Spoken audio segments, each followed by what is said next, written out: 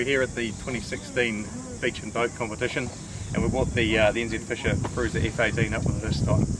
Now this is a boat, it's a different sort of pontoon boat to most of the pontoons that we see out there in the water, and it gets compared to a lot of other boats, but there are some differences we really want to talk about. It's a boat we love and it's one we use all the time.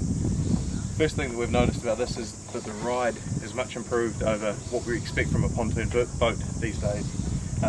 With this type of hull, the pontoons are notorious for banging in the water.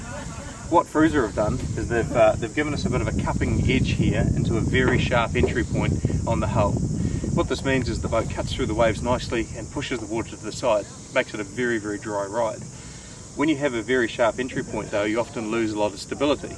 That's been taken care of, one by the pontoon itself that acts like a gull wing effect down the back, and also, unlike any other pontoon boats, they've got the planing strake on the hull as well. Keeps the boat tracking nicely in the water and elevates it up when you're riding on the swells.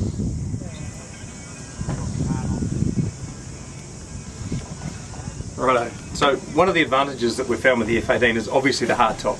We've come from an open boat, and having the hardtop was a bit of a challenge for us mentally, and it did make a few differences to us with things like casting, but the advantage is we stay dry. What we really like about this is with Frewza, they've managed to push the whole cockpit forward a little bit, and they haven't wasted any space up the front here. We're not using this as an overnighter, so there's no bunks that are superfluous to us. The main advantage of that is when I'm riding and we're actually at the helm, the roof is covering us and we're well within the cockpit. We don't get any spray wrapping inside and we stay dry. We've noticed with a few other boats in the market with a hardtop that the helm is set fairly far back, and even though you're under a hardtop, you're still exposed to the weather.